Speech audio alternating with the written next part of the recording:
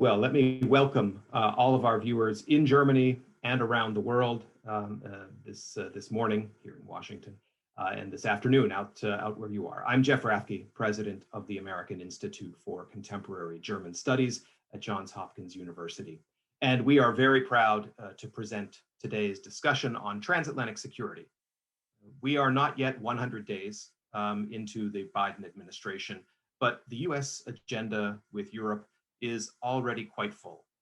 Today, foreign and defense ministers of NATO allies gather to discuss Afghanistan, Russia's menacing military movements on the Ukrainian border, and to prepare for a NATO summit in the coming months. Secretary of Defense Lloyd Austin this week made the first in-person visit of a cabinet member of the Biden administration to Germany. It is a reminder of the centrality of the transatlantic partnership. And so today we're going to talk about what expectations and policy steps are going to play a key role in revitalizing the transatlantic relationship.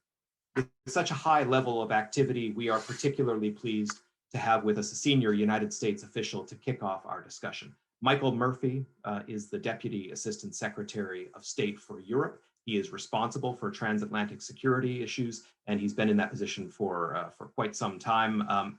Thank you for making time to be with us today, Michael. It's my pleasure. We will have three parts to our discussion today. The first will be keynote remarks by Michael Murphy, followed by a short Q&A. After that, we will have discussion with a really impressive panel that I'm really delighted to have with us. It features Andrea Kendall-Taylor from the Center for a New American Security here in Washington, Carlo Mazala from the Bundeswehr University in Munich, and Alice Pannier, who is the head of the Geopolitics of Technology Program at the French Institute of International Relations. And then at the end, we will have a Q&A involving you, our viewers. We are going to use the question and answer box in Zoom, which I'm sure most of you are familiar with by now. But please, if you have questions that you want to pose to our session, please do it there. Don't use the chat function. And the shorter and the more concise your question, the more likely I am to take it. Just take that as a reminder at the start. So with that, I'd like to give the floor to Michael Murphy for his remarks on the transatlantic security agenda and where we are headed. Michael, welcome, and take it away. Thanks a lot, Jeff. I want to thank you and the American Institute for Contemporary German Studies for inviting me to participate in today's webinar. It's a pleasure to be here. I wish we could have done this in person, but I'm optimistic the day is not too far off where we will be able to do this kind of thing in person. So fingers crossed. President Biden underscored at the Munich Security Conference his belief that American leadership and engagement around the world matter. He acknowledged that recent years have been challenging, but he made clear that the United States is not looking backwards, but we are looking forward. We have to. As the president noted, global dynamics have shifted, and there are new demands on our attention. Secretary Blinken delivered much the same message last month at NATO headquarters in Brussels when he spoke about the importance of America's alliances and the urgent need to adapt them to meet today's global challenges. Today, I want to focus on what revitalized transatlantic security, to use the title of today's webinar, means for NATO. And I want to start with a very fundamental point, and that's this. NATO is the tangible manifestation of the transatlantic link. No other organization binds North America and Europe, as the North Atlantic Treaty puts it, to, quote, safeguard the freedom, common heritage, and civilization of our peoples, founded on the principles of democracy, individual liberty, and the rule of law, unquote. No other organization unites North America and Europe for the collective defense and preservation of peace and security in the transatlantic space. No other organization provides a forum for North America and Europe to gather, consult, and act on our shared security challenges on a daily basis.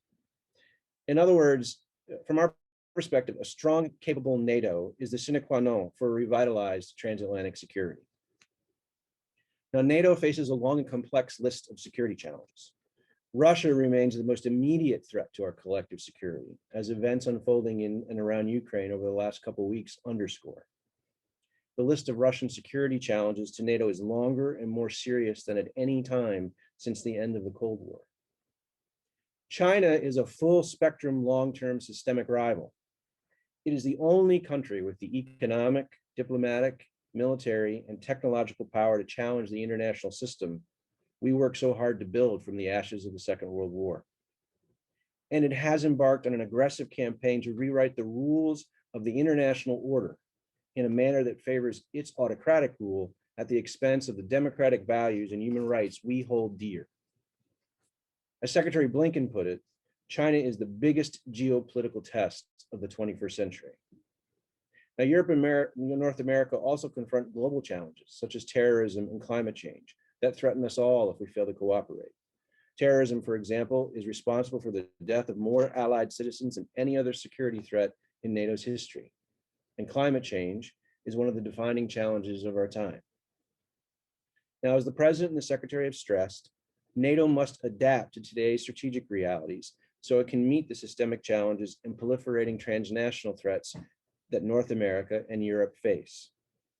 The Secretary General's NATO 2030 process recognizes these new strategic realities, the urgency of the task before us, and lays out an agenda for ensuring that NATO is able to navigate the next decade with the same confidence and success that it navigated the world after 1949, 1989, or 2001. Both President Biden and Secretary General Stoltenberg are on the same path. They are committed, to paraphrase the President, to an ambitious and timely agenda that builds back NATO better. So I want to lay out what I think is the task in front of us. First, we must revise the NATO strategic concept. It must accurately reflect the current and projected threat environment. The alliance's three core tasks remain valid, but the world has changed fundamentally from 2010, which is when we last modified the strategic concept. A new strategic concept is needed to guide how NATO applies those core tasks to the current environment. It must recognize the enduring systemic challenges from rivals Russia and China and from transnational threats. It must also stress NATO's roles and responsibilities to deter threats that fall below the threshold of military violence, as well as underline the importance of resilience to the alliance. Second, we must continue to rebuild NATO capabilities, readiness, and forces. Our Article 3 commitments require all allies to maintain adequately sized and ready military forces to meet their NATO capability targets and to fulfill force generation requirements for NATO missions and operations. And over the last few years, we have made tremendous progress developing our strategies and plans for our collective defense. 2 years ago, we approved a new military strategy. More recently, the Alliance approved plans to operationalize that strategy, the so-called Concept for Defense and Deterrence of the Euro-Atlantic Area. The NATO warfighting Capstone concept provides NATO's military development towards 2040. The credibility and effectiveness of all three of these documents depends on each ally making the necessary investments in capabilities, readiness, and force generation. Third, we must enhance NATO's political consultation and cohesion. NATO must continue to function as the essential forum for consultation, decision, and action on transatlantic security and related political matters. Even in the face of political challenges, it's remained a vibrant organization, but we can be stronger and better. We should continue to broaden NATO's agenda, utilizing the alliance more to discuss a wider range of security challenges relevant to allies, even when NATO itself will not be the sole or main responder, or where there is no direct NATO involvement envisioned. We should better leverage NATO as a forum for common understanding and a joint approach on issues where there is clear value for transatlantic coordination. We should use NATO more systematically and deliberately to coordinate non-military responses to security threats and to consult more on economic matters related to security. Fourth, we must prioritize and reorient partnerships. Partnerships are among NATO's most useful tools for responding to direct threats, such as Russia, and preventing problems from farther afield from reaching NATO's area of responsibility. NATO should redouble its efforts to advance political dialogue and practical cooperation with our partners.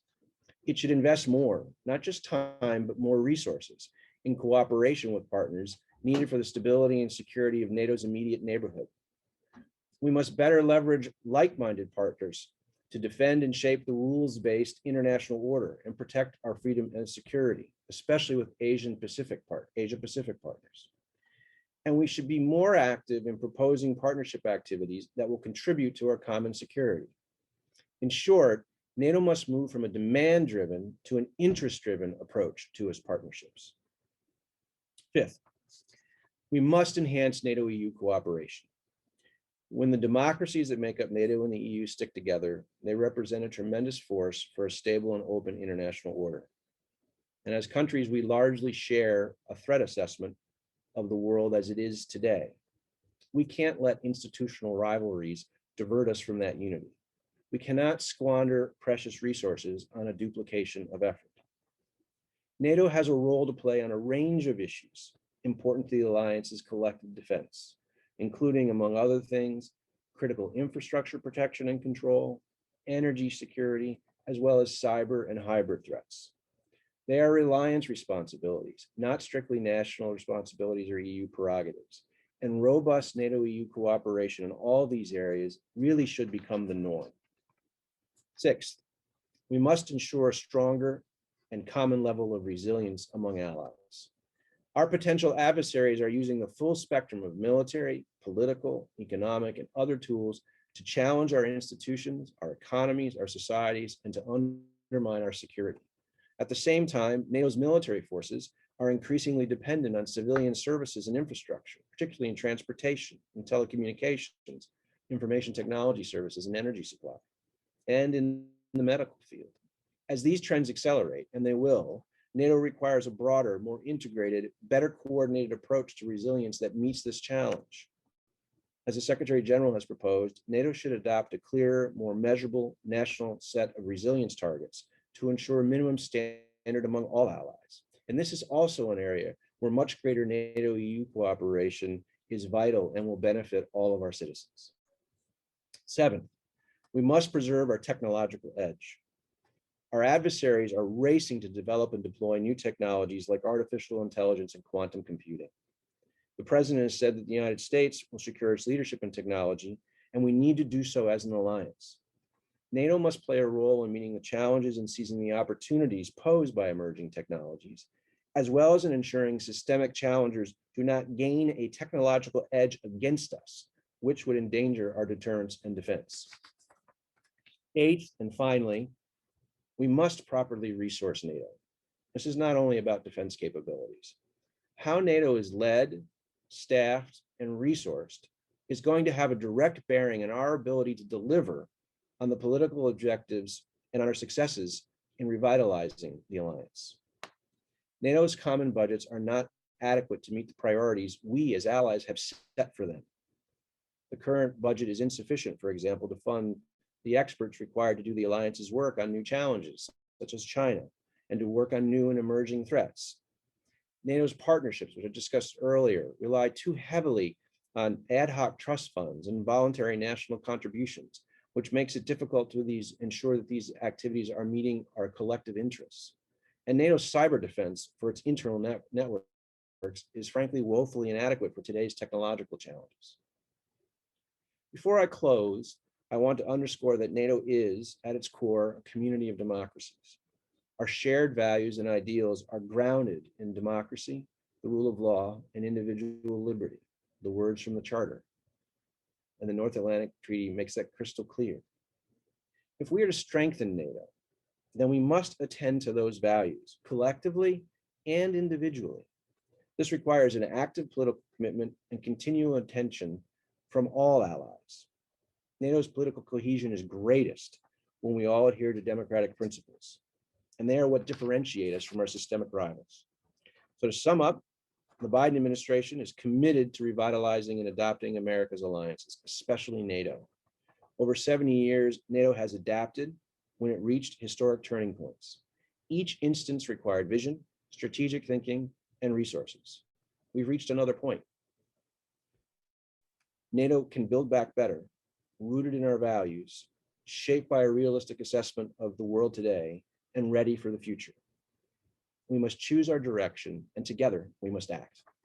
Thank you. Well, thank you so much, Michael, for that really comprehensive look at the Transatlantic Alliance, NATO, and its agenda for the future. And I'd like to follow up on a couple of things you highlighted, if I could. And the first one, I think you talked about the importance of resources for NATO. I noticed in Secretary Blinken's speech in March in Brussels, he talked about the need for allies to shoulder their burden, and he also talked about what he called a more holistic view of burden sharing, in which no single number captures the contributions of an ally. You talked about common funding for the alliance, about funding partnership activities as well. Can you say a little bit more about how the burden sharing conception is developing? Sure. I mean, let me start with the fundamental. The Wales Pledge, 2% of GDP on defense and 20% of the defense budget on major systems or components, stands. The Secretary reiterated that as well in his remarks about alliances, and he said, those are obligations or political commitments that we've all made to one another, and we all expect one another to meet those commitments. I described earlier in my remarks what that looks like in practice. We're talking about capabilities, specifically NATO capability targets. We're talking about readiness levels. We're talking about force generation. At the end of the day, to make our deterrence and defense posture credible, in those documents I outlined, our new military strategy, the DDA, and the warfighting concept, that the papers themselves don't give the meaning. They give us guidance, and we have to turn the guidance into, I'll say boots on the ground. Maybe that's a bad phrase, but we have to turn that guidance into the capabilities required to present a credible deterrent to our adversaries. So that's part one. Part two, so that hasn't changed. Part two is the common funding bit. And here it's less about burden sharing than it's about making sure that as we take these decisions, the right decisions, and we've taken them really since Wales, but through Warsaw and through Brussels and through London, and again, I think in June, as the world has changed, to pay attention to new types of threats and challenges. I said earlier, our adversaries are using cyber, they're using hybrid, they're using economic coercion. We've learned a lot from COVID about resilience and supply chains and other things. We need to be able to do the job. We as an alliance, or NATO headquarters, needs to be able to do what political leadership is telling it to do. And we really haven't made the investments in common funding to do that. Partnerships is an excellent example of it. I mean, if you take a look at the success of NATO partnerships, where we put the time, energy, and resources into them, it's really tremendous. I mean, the entire history of the alliance from the post-Cold War up through 2005, 2006 is a story in part about the great work we're doing with partners. We now have a different set of partners we're focused on, whether the Mediterranean Dialogue partners or the ICI partners, or now the Asia Pacific partners. And instead of taking a kind of, well, let's wait and see if somebody asks about X or Y, what we need to be thinking as an alliance is, what's in our interests? How do we help ourselves advance our own security goals and objectives, not just for the area itself, but for the area around the alliance, because we don't want problems to emerge inside NATO because we're neglecting them outside NATO. And we've managed partnerships principally through voluntary trust funds or voluntary national contributions in terms of staffing. And that really doesn't work any longer if you want to take a strategic and interest-driven approach to your partnerships. And that's what we're talking about. I hope that answers your question. Yeah, thanks. And I wanted then to pick up on another point you made, which is about preserving the technological edge. And I think this connects also to some of the ideas you raised about the European Union and about our European allies in their national capacities. Because when you talk about the technological edge, of course, there is a very focused military component to it. But I think what we see in recent years is the ways in which technological advancement in the civilian sector has an impact on security. Yep. And so it's this interface between the, whether you want to call it dual use or simply civilian applications of technology that have an effect on security, that is increasingly thorny. And you can mention 5G communications as one example, but also developments in artificial intelligence and biotechnology, areas where European allies, as well as the United States, have a national interest in not only staying ahead, but in creating structures that manage the development and application of these technologies. So I guess my question then is, where do you see the interface between the United States and our, to what degree is this a conversation for the United States to have with the European Union, which has many of the civilian competencies and responsibilities in this area, versus through NATO? I think it's both. I don't think, one of the problems we have with the NATO EU conversation, and I want to stress, we've been strong supporters of NATO EU cooperation for quite some time now. That often gets lost in the headlines, but it has the benefit of being true, is that if you either or this, you're not going to get anywhere.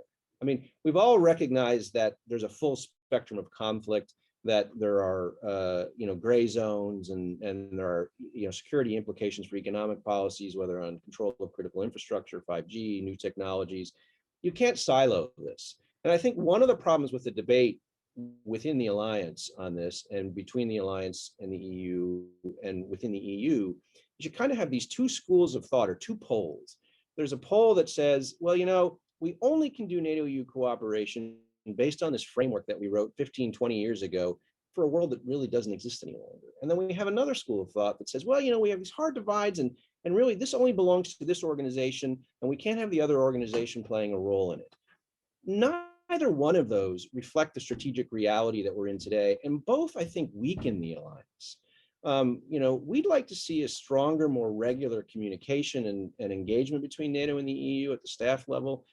They're not linked up electronically in a way that allows them to pass information to one another. These are mundane things, but they have a profound impact on our ability to communicate on things like resilience or on technologies. And if we attempt to box one another out, we're not going to get anywhere. And the last point, I'll say, and the president said this in connection with the supply chains issue, which is both a broader economic issue, but also a security issue.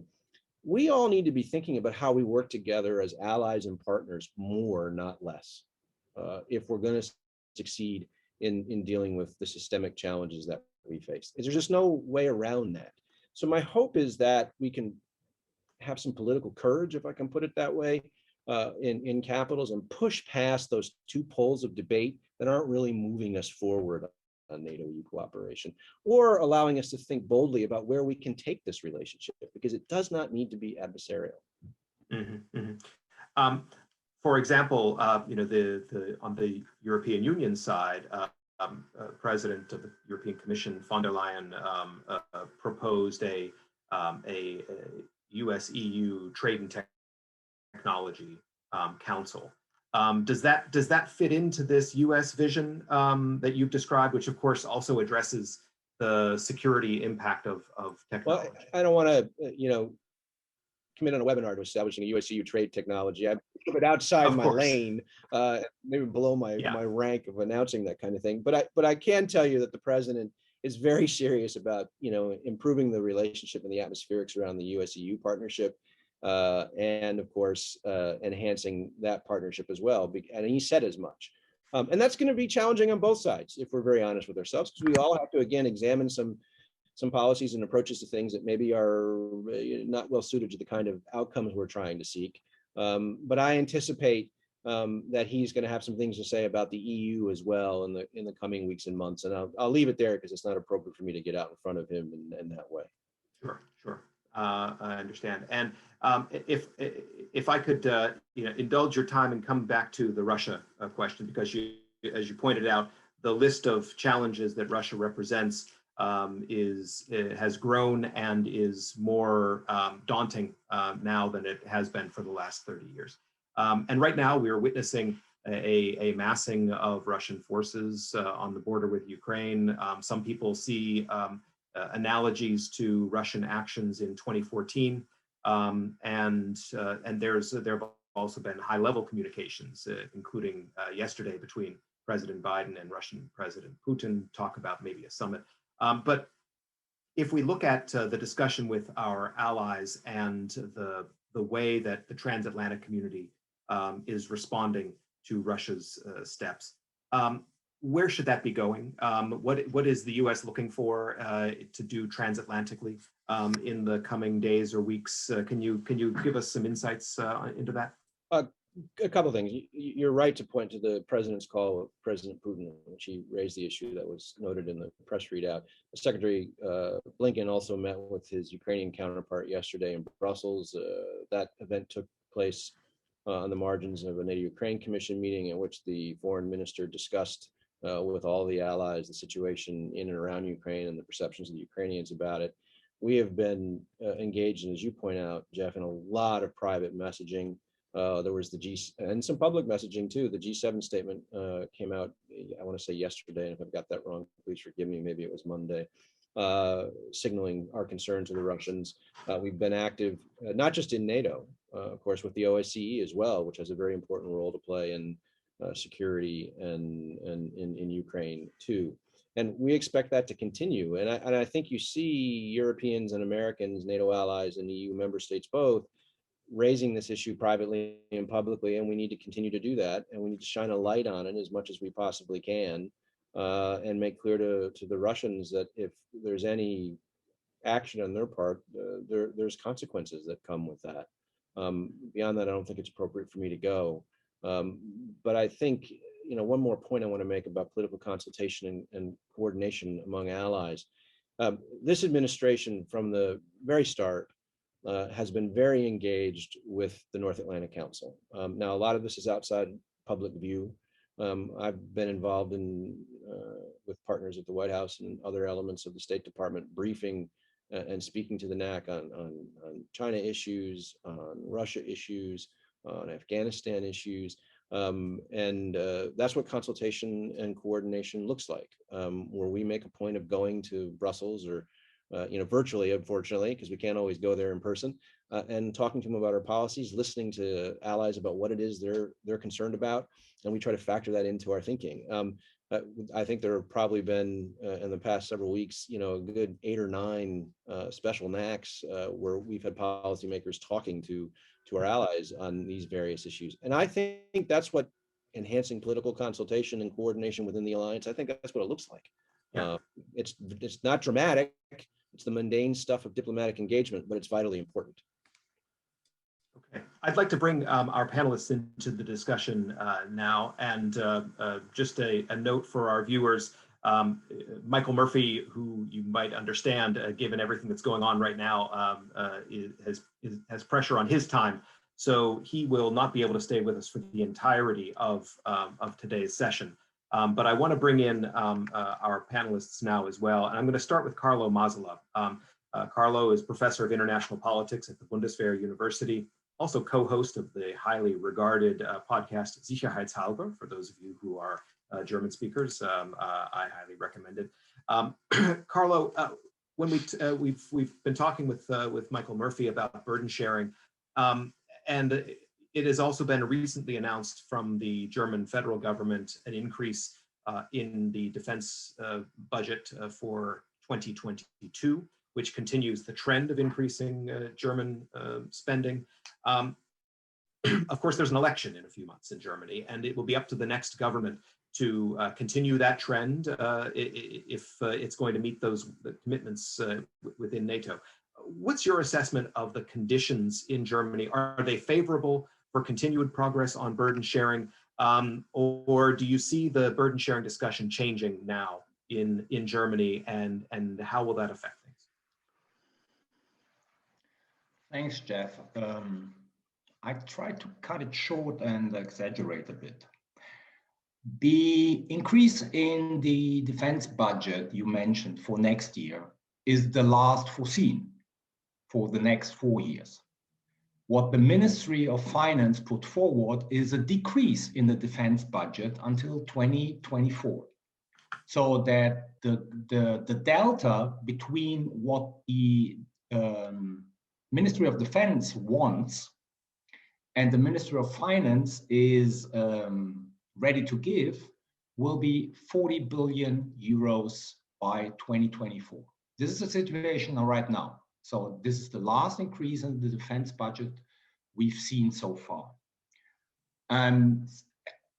Cynically speaking, thanks to COVID, our defense budget went up from projected 1.5 to 1.6% compared to the GDP because of the breakdown of the German economy. So with the numbers we have from the Ministry of Finance, at 1.3%. So at the time, we promised to be at 2% or very close to 2%, we will be at 1.3%. So now we have a new government coming in, whatever government that will be. There are two things. Besides, I would say, the Christian Democrats, everyone objects in Germany to 2%. There is a lot of criticism. So the Social Democrats don't see the necessity to go up to 2%. The Greens don't see the necessity to go up to 2%. Leftist Party not. Maybe the Liberals. The Liberals are all, they up until now, yesterday released their party platform manifesto for the elections. They still stick to the 2%. The problem is that the 2% are not very popular because people do not see the necessity, I'm talking about public opinion, to raise the defense budget in the way it has been raised over the past 5-6 years. And now, especially with the unknown situation, what will be the economic consequences of COVID, I expect that it will be extremely hard for every future German government to continue the increase in the defense budget. That's one of the reasons the Minister of Defense, Annegret Kramp-Karrenbauer, proposed recently that we have to change the way we look at defense budget in NATO. And she basically put forward this idea of Germany will contribute 10% of capabilities into NATO. Get away from this 2% figure, which is highly unpopular here amongst the Germans. So I'm not very optimistic for two reasons. One is the next government will be a coalition government. And if this is not what I think now a CDU liberal government, it will be extremely difficult for every government to increase the defense budget for. Mm-hmm. Carlo, if I could just ask a follow-up on that. You mentioned that the plan for next year envisions an increase, and then beyond that, the numbers start to go down. Haven't we seen this movie before? I mean, this has kind of been the pattern since, and maybe not 2014, but certainly in the last several years, that the defense ministry achieves what it wants in the coming year. That is a significant increase, which again, we see this year, increase of over 2 billion into 2022. And then, but the longer term plan, which is not really binding, shows it coming back down. So is that just the kind of the pill that is necessary for the German political system to swallow in order to make a year-on-year increase viable each year? And is there any reason that couldn't continue? Well, yeah, the reason that this couldn't continue is basically the huge gap we mounted because of COVID. And that's basically, if you look at the party manifestos, I mean, so far we have, I think, with the exception of the CDU, everyone has put it forward. There are so many promises to invest in certain areas that defense won't be the priority for the next German government. This is, I mean, I'm afraid that this is the political situation right now in Germany. Yeah. So you're absolutely right. Over the past, let's say, decade, we've seen this game. Yeah, the Ministry of Finance, which is run by a social democrat, and a planning which foresaw a decrease, and the parliament basically gave an increase of the defense budget. But I'm very skeptical if this will continue because of COVID and the economic consequences. Mm-hmm. So, and the experience we have, honestly, also is there is an increase in the defense budget of Germany, but the output hasn't been basically accordingly. Yeah. So most of the major platforms we wanted to develop have been put on hold. I mean, even now, we moved away from, let's say, for those who are familiar with all those military stuff, we moved away from purchasing, which so far has cost 13 billion in development, tactical air defense, and we're going to go to short-range air defense, meaning modernizing the Patriot system. So all these major projects which are necessary in order, what Michael said, to get basically a more deployable and a military that can contribute to the deterrence of the alliance. So we moved away from all these platforms. There is a lot of talk about how sustainable is the financing of FCAS. I mean, the future combat air system. How sustainable is the financing of the main ground combat system, the new tank we're going to develop together with the French. So all these major projects would contribute to basically really a leap ahead in the German armed forces. Yeah, they are at the brink because of the finance, and the way they are basically constructed showed not FCAS and the main combat system, the ground combat system, but all the other things. There have been huge problems in getting what the armed forces want to get in terms of platforms. Okay. So, Carlo, thank you. I'd like to turn to Alice Pannier now, Director of the Geopolitics of Technology Program at IFRI, also previously Assistant Professor at Johns Hopkins University, SAIS, here in Washington. Alice, the Franco-German partnership, politically, but also in the defense realm, is, of course, extremely important for both countries. When you hear Carlo's comments, and also those of Michael Murphy, with respect to resources for defense and projects, future-oriented projects like FCAS, what is a French reaction, if you could characterize it, to that situation? Is it becoming increasingly concerned about the sustainability of these long-term commitments? Thank you, Jeff. I think there is a lot of issues to unpack and difficulties to be dealt with when it comes to like big plans like the future combat air system. It's a matter of finances, but it's also a matter of requirements of export policies. It's also a matter of industrial work share agreements. So, it's almost as if it's only one issue among so many, to be dealt with. And none of these issues are new or unseen previously in the Franco-German relationship. So I think there is always limits to the French enthusiasm when it comes to working with Germany on defense for all the known issues. So I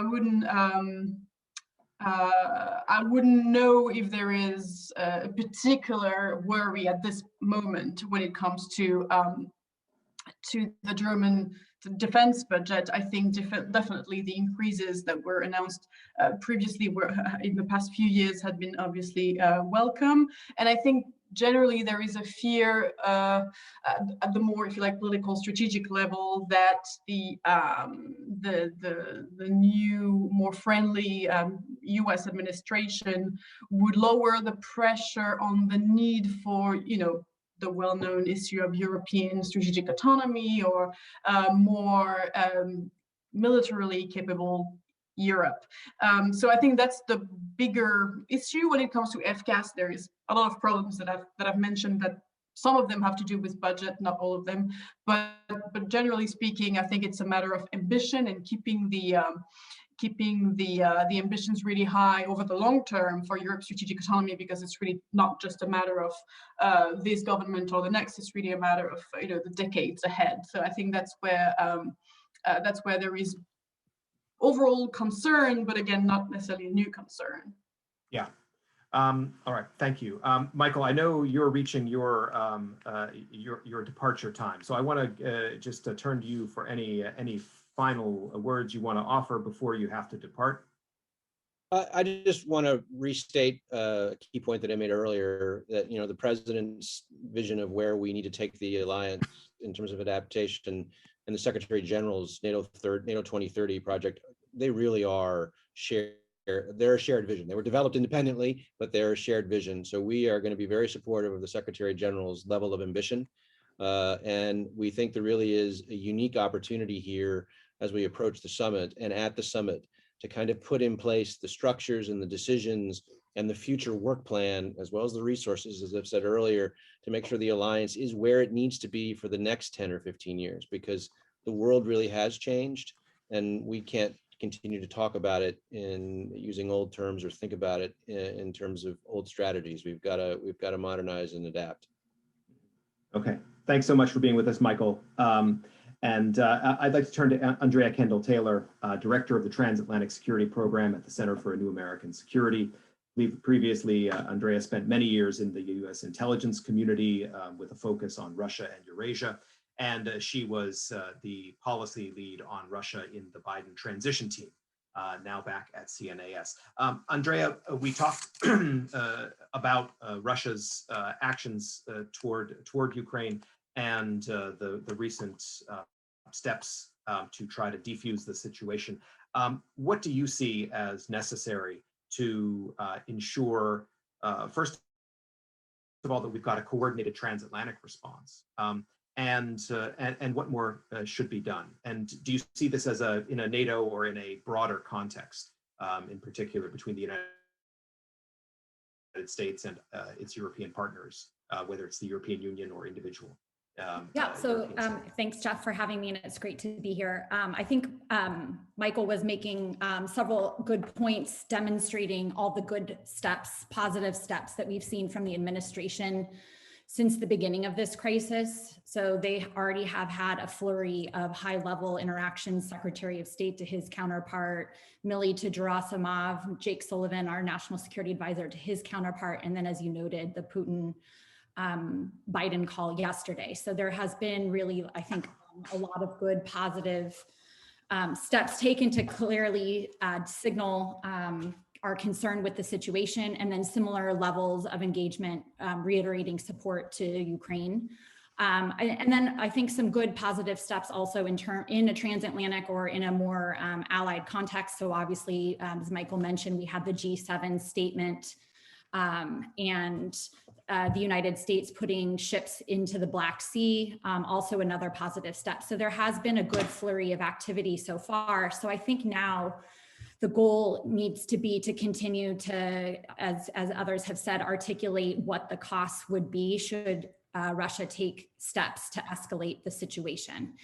And in this situation, I know we all talk about, there must be costs. And so the key now, I think, for the United States and allies and partners is to be able to really clearly articulate to Putin, probably in private, exactly what those steps would be. So thinking from a deterrent, with Putin, it's often best that you are able to communicate those in private. So it gives him some space to be able to step back without looking weak on the international stage. And so what I think we need to do at this point, and I'm sure much of this is going on behind the scenes, the United States should be thinking about potential packages of sanctions in coordination with allies and partners. There's still a whole lot that we could do, whether it's sanctions on Russian debt, if it's sanctions on Russian oligarchs or on Putin himself. People have thrown that around. Sanctions on Russian banks. So there need to be, in the context of the transatlantic relationship, conversations about what that package might look like, and then to be able to put that in the shop window so that Putin understands exactly what those costs are. I also think we need, in a transatlantic context, to be having conversations about what costs might be other than sanctions. So for example, the United States has clearly signaled that New START should be the beginning of the discussion on arms control and strategic stability. We know that Putin values those conversations. And if Putin is taking steps that actively undermine security in the Euro-Atlantic theater, might articulate that that's going to make it very difficult for us to move forward with future arms control or strategic stability discussions. Likewise, with Afghanistan, we know Putin values having a seat at the table. If he's not acting as a responsible global partner, might the United States be able to at least sideline the Russians to the extent possible from future discussions?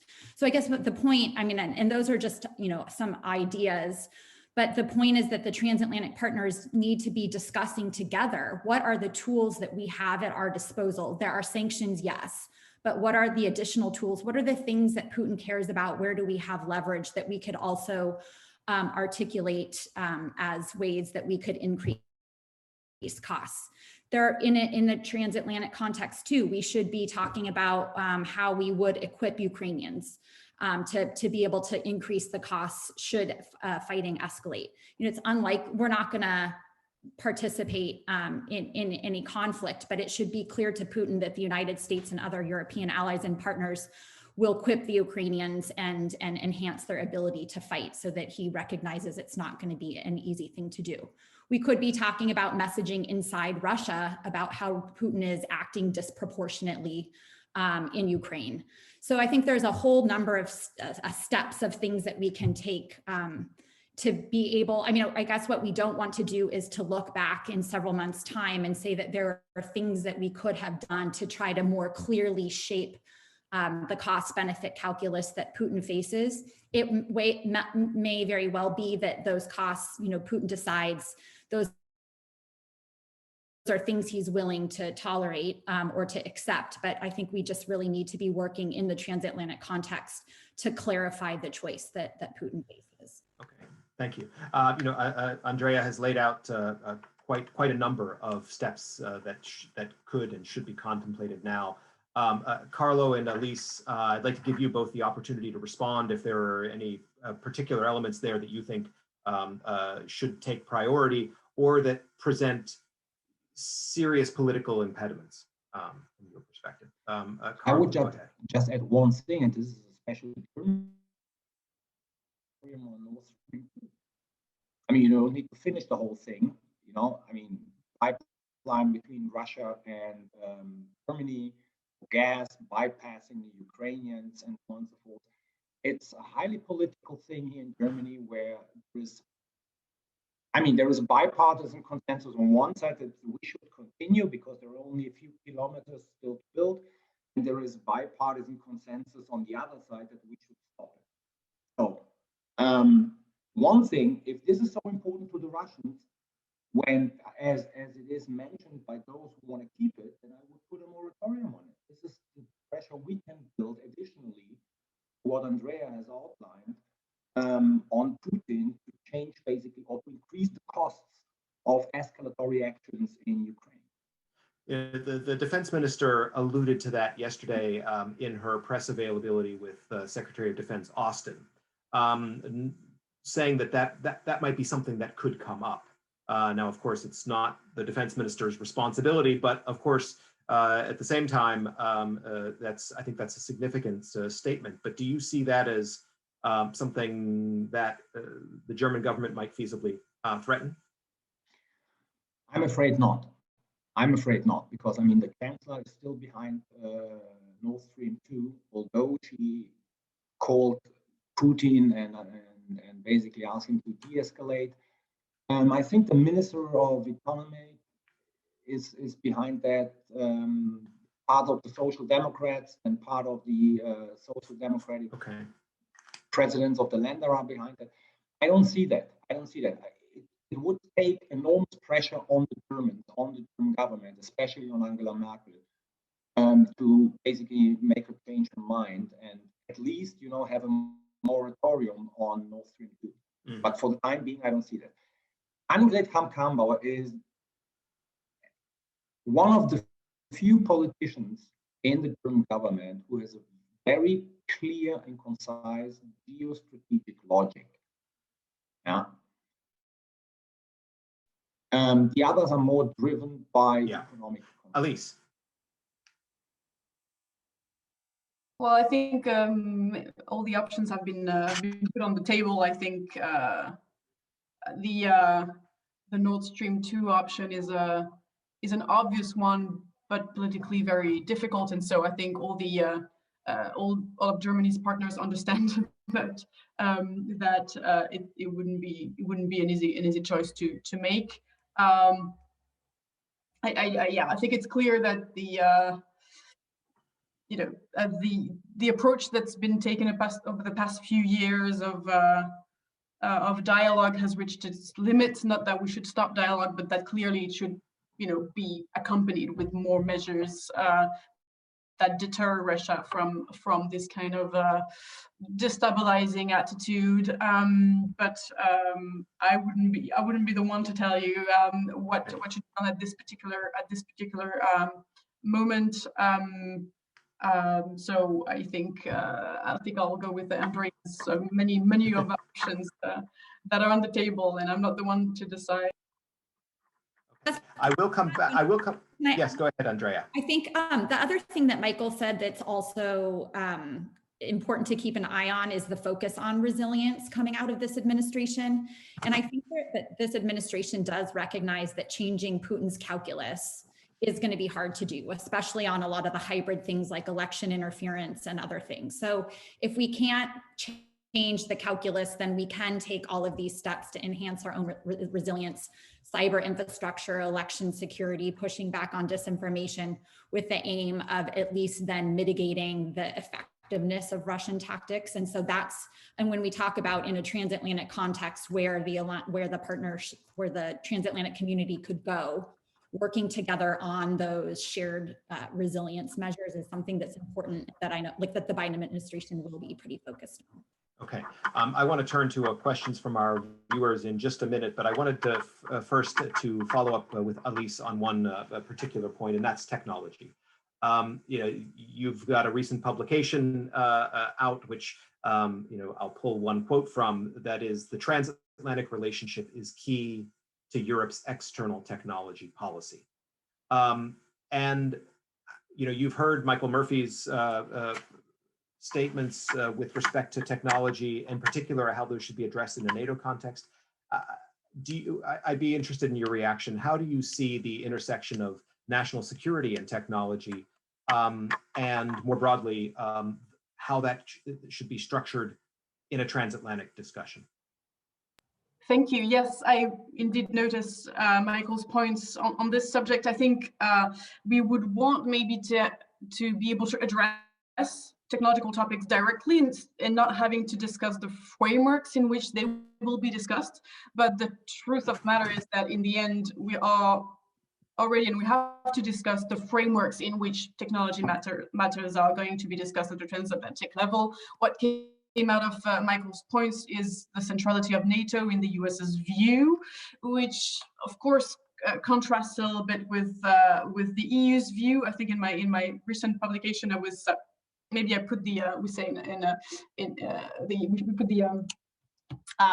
the cart before the other way around. Anyway, because the EU's digital compass uses the future tense with regards to the EU-US Technology Council, Trade and Technology Council. Well, it's still good, right? We're still expecting the US administration to confirm their willingness to engage in such a EU-US discussion on technology as well as trade. I think it will happen. I think we're just waiting for it to occur. I think a difficulty is that, as Michael mentions, there should be no duplication, right? And this is a well-known issue in the defense realm, where the EU should not develop capabilities or organizations or institutions which already exist within NATO. I think now the problem is almost reversed, in the sense that the EU is becoming, a central player in all tech-related fields, because it is the norm setter for the EU space. It deals with the market, it deals with industrial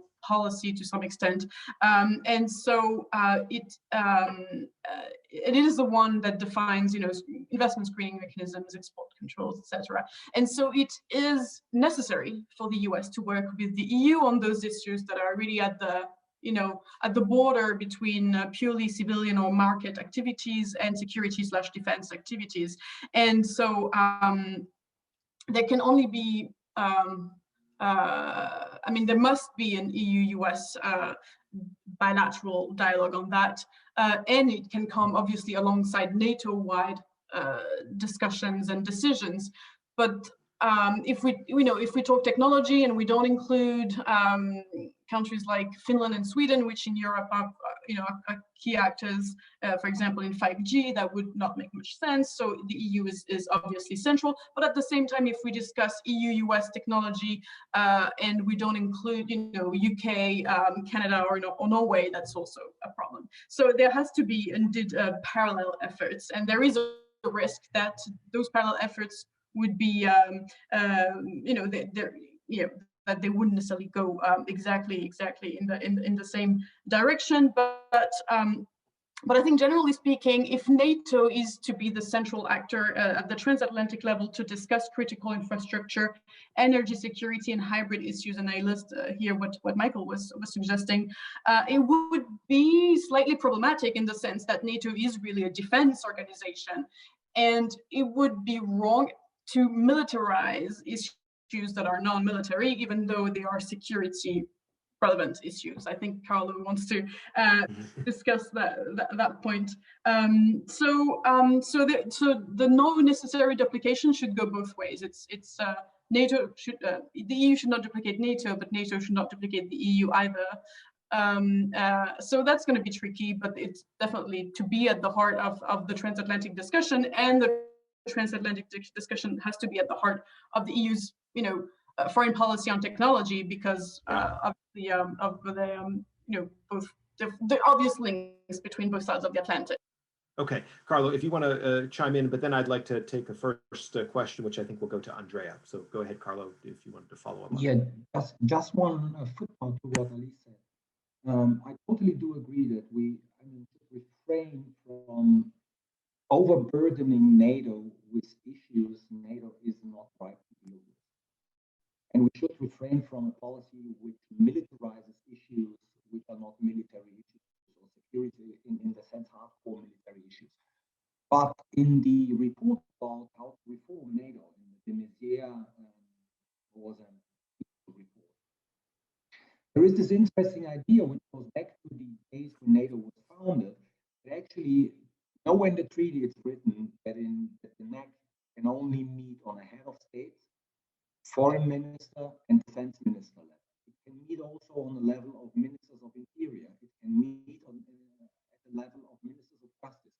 Which it did when NATO was founded. This was because of American troops in Europe and all the requirements you had to find for this.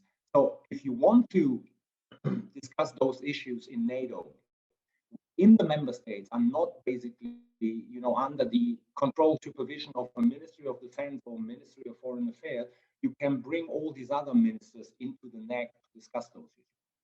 Yeah, this was just additionally. But otherwise, I would agree. I mean, I remember the debate we had in the 90s about the military side, where we talked about, when Madeleine Albright came with the 3 Ps, no duplication. Basically, people argued very wisely to say, yeah, there are necessary and unnecessary duplications. And we should look at the same way when it comes to whatever Alice and all the things Alice said about technology. When we look at NATO and the EU, unnecessary duplication would be a stupid thing, even in time of scarce resources. Sometimes there are necessary duplications, which basically would also mutually reinforce it. Okay. So let me take. We have a number of questions. One, and some of them revolve around China. So let me try to paraphrase those and put them together. On the one hand, I think we've seen that just yesterday, the German government foreign and defense ministers had what you would call a 2+2 engagement with their Japanese counterparts, which I think is a new development on the German side and shows a growing interest in the Indo-Pacific in line with the government's Indo-Pacific strategy. So we'll start with you, Andrea. Where do you see the most progress to be gained in a coordinated transatlantic approach to the Indo-Pacific? Is it on the security side, or is it more in the non-military areas? And then I'll ask Carlo and Alice if they want to add their own perspectives to that. Sure. So, I mean, I think the good news is we continue to see convergence from both sides and making the kind of landscape ripe for greater cooperation on the China issues. So COVID obviously was a really important accelerant, I think, of the shared position between or increasingly shared position between the United States and Europe, with all of the kind of wolf warrior diplomacy, their aggressive influence operations, certainly the human rights violations at home, and then most recently the counter sanctions in response to the EU's human rights sanctions on China. So all of that, I think, has created much more fertile ground for more cooperation.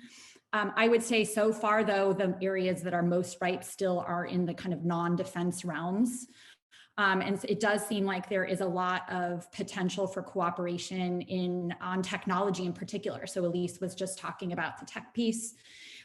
Things that the United States and Europe can do in that space. I mean, much of the competition between the United States and Europe on the one hand and China on the other is going to evolve around that technology sphere. And so there's a number of things that I think we can do there. So Alice talked about standard setting, kind of working together to try to promote joint technology standards around 5G, 6G, AI, biotechnology. In AI, a lot of room, I think, right now there's still some disparate initiatives that are happening. So NATO has its own Transatlantic AI agreement. The EU is working on its own. US states are moving forward. So it does seem like there is a good opportunity to try to do those in greater coordination, agree on some high level principles and interoperability standards.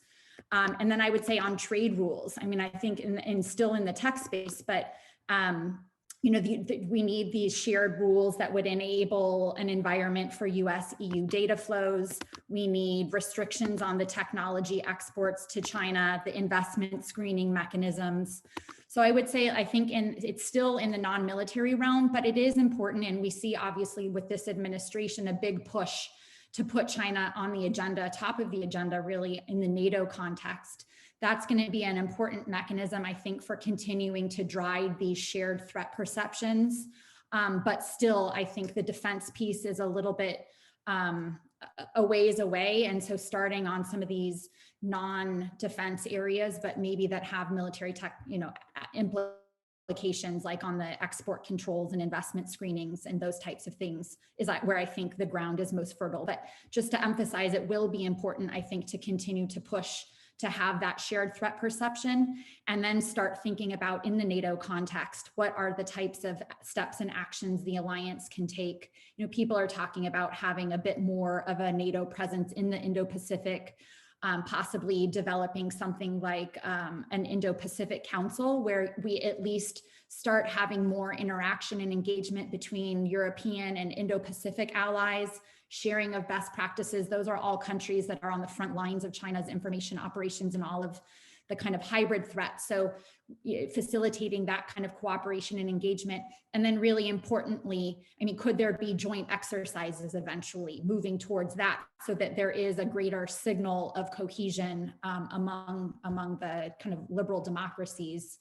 So I think, again, so I guess I would summarize: start in the non-defense realm, continue to have the discussions to build the common threat perception with the expectation that we can move towards a greater NATO presence, signaling cohesion in the Indo-Pacific itself. I'll offer either Carlo or Alice the opportunity to comment if you want. Alice. Yes. I mean, I do think that, you know, the more ambition you have with regards to NATO's involvement with regards to China, the less chance you have to get a consensus among allies. I think, you know, we really have to start, if it's about NATO, if NATO is to be the framework, or a framework for dealing with China, then it's got to be small bits at first, because I think several countries, including probably France, would not be on board, I think, to have NATO deploy in the Indo-Pacific area, just because, you know, it's not in the books, and it's also it would militarize relations with China again, using that word, but it's not something that I think many governments desire at this point. And also, we were talking about Russia earlier. I think NATO really has already issues on the European continent that it has to deal with, and it's already, divided enough dealing with regional matters. We haven't really mentioned Turkey, but it's really still a big problem, within NATO. So I think there is already, kind of a dual conversation going on with what to do with China, but also what to do with the internal issues of NATO and democracy at home. And I think we should not forget to deal with our problems at home within NATO, by looking elsewhere and kind of like focusing on a distant target that we're so far, to be able to reach. However, transatlantic cooperation on China from a military standpoint is already happening via sort of bilateral, trilateral, quadrilateral links, with the deployments in the Indo-Pacific, convergence indeed on the assessment on the China problem, so to speak, as I would agree with Andrea on that, more generally on the Europe-US convergence, but also, even the Indo-Pacific concept being adopted by first France and Germany and the whole EU coming up with a strategy. So I think there is a general convergence on, need to deal with certain threats. I don't think that planning for NATO's military presence in the Indo-Pacific is a viable option at this point. At least I hope it won't to become one, because that would mean, that the situation has just kept worsening. Yes. Carlo, go ahead. Just one quick remark. I learned that I have a problem with the mic. I don't know why. So usually it works perfectly, but this time it stopped apparently. But I can't fix it. I mean, I tried whatever. I'm trying certain things, but apparently I can't fix it. I'm skeptical about the NATO presence in the region too, for all the things Alice already mentioned, but also for material capabilities. I mean, if you look at NATO, if you look at the allies, who can bring really something to the region? This is France, this is Great Britain, this is the US, full stop. I mean, the Germans are now sending a frigate. The Italians have problems with the Navy. So we're not talking about land forces. I mean, even deploying land forces from NATO countries for maneuvers to the Indo-Pacific is a hell of a thing for most of the European countries. So I would focus on more convergence between a group of NATO allies. And these are those who can contribute really materially something in the region, which is decisive. And then the others can, join in a kind of symbolic way or with an added value. I would do it in the framework of the Quad, probably in NATO, and let the Quad do things in the Indo-Pacific without having NATO really officially involved, because I see risk that it's going to end. I saw that Stefano Silvestri somewhere amongst us. And I remember working with Stefano in the mid of the 90s on NATO's Mediterranean dialogue, and then later on I worked on the Istanbul Cooperation Initiative. All these partnership forums NATO has really, didn't make a substantial change for NATO and for NATO's interest in the region. So focus on capabilities, do it together with those who can contribute something substantial in the region. And I think this is where we should, at the first step, focus on between the US and European countries. Mm-hmm. Okay, thank you. We've got a little bit of time left, so I'm gonna draw another set of questions from our viewers, and these relate to the European Union and to NATO, not so much to the question of cooperation between the two organizations. But I think in Michael's presentation, we heard a very strong emphasis on NATO as the organization to which the United States belongs, that is the cornerstone of the transatlantic partnership. And so what I would like to give each of you the opportunity to comment on is, is that fundamental proposition still a basis from your perspectives whether personally or from a German or a French perspective, as an element of the transatlantic relationship? Do we have a problem there, or are we basically in agreement on that? I'll start with you, Carlo, and then come to Alice and ask Andrea if she would like to add anything to that. Well, I think it's still true, but people have too high expectations what this partnership can bring along. So I think, I mean, I'm not talking for me, from my personal point of view. I think that cooperation between EU members and NATO members should be intensified.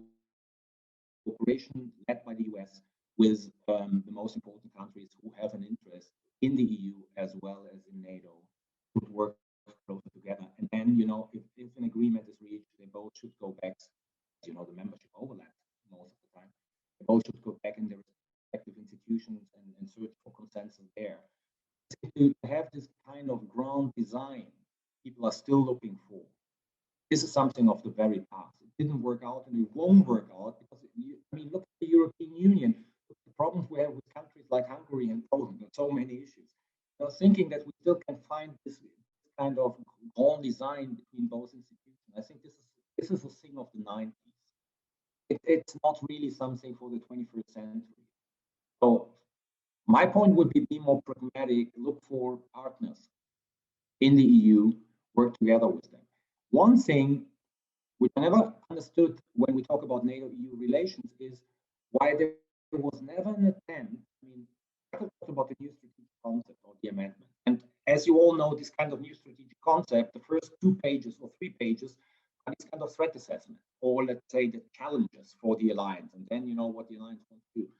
Never understood really why we never tried to work this kind of document, the challenges, together with the EU. That at least on this level, we have a basis. So that both institutions from there, from a shared threat perception, from a shared perception of challenges, and then start working on their respective things. Elise, I'll turn to you and let me add, you know, one of our questioners put it in sort of a direct form. Do European countries treat NATO as basically a security insurance policy rather than as a forum for political consultation and coordination?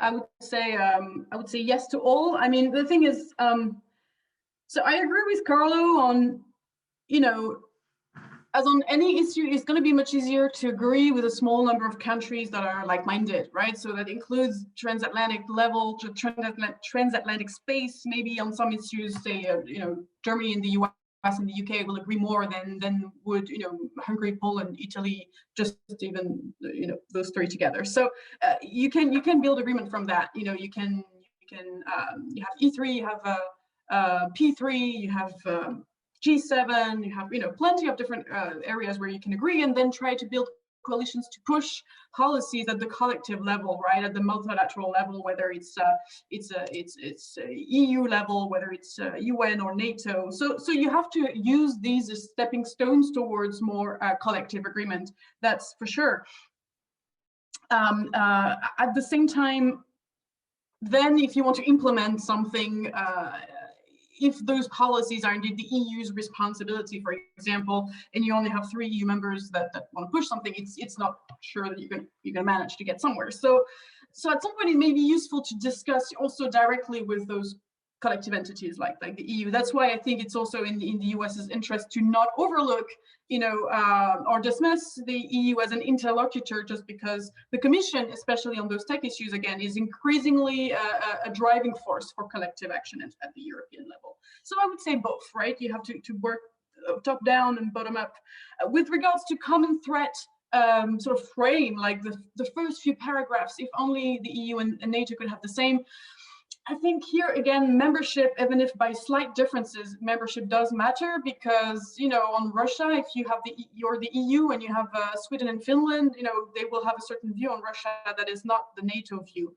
You have, you know, neutral countries in the EU, and if you're NATO, then you have Turkey and the whole, you know, Mediterranean view that is more of a minority within the EU. If you're NATO, you also have Canada. You have more of an Arctic as well, maybe twist. So I think it's hard, even for just those first paragraphs, to be exactly the same. I think there can be definitely some copy and paste, but it won't be even the threat perception picture will be different just by the sheer presence, let alone the UK, which we have hardly mentioned here yet. But so yeah, I would agree with Carlo's assessment that it's this grand deal, grand bargain is something to sort of to hope for, but in the reality, then you need to start, need to work with your realities, right? That are. I think I'm missing some aspects that I wanted to react on, but I've forgotten, so I'll stop here. Okay, Andrea Kendall-Taylor, last word to you. Sure. So I think that Carlos and Alice kind of covered it. So we had published at CNES a report on a transatlantic roadmap to China back in the fall. And one of the things that we highlighted was the need to engage Europe at all levels. And Alice and Carlo kind of already alluded to that, but really important, obviously, the EU is a really important interlocutor, has a lot of critical tools at its disposal, particularly in the competition with China. The European Commission has been really key, as Alice said, in shifting European attitudes and perspectives. So important to engage there.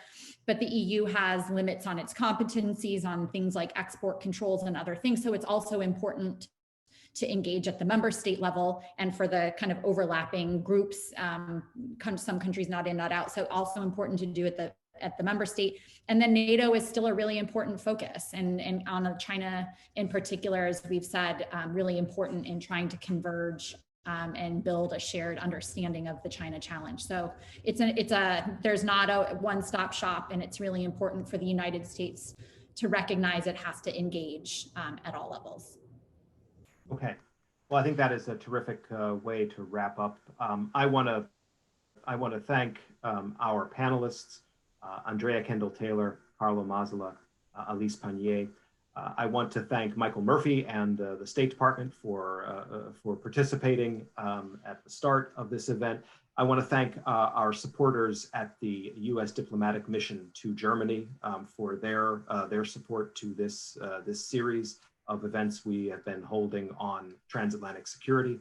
I also want to thank Liz Carruth at AICGS, who has produced today's event. And most of all, thanks to all of you who joined us from Germany, other places in Europe and around the world for this discussion on the transatlantic security agenda. I think we have had a timely discussion that has touched on many of the issues that are driving national and international leaders. And so I hope that this has helped to deepen insights into some of these key challenges that the transatlantic community is facing together.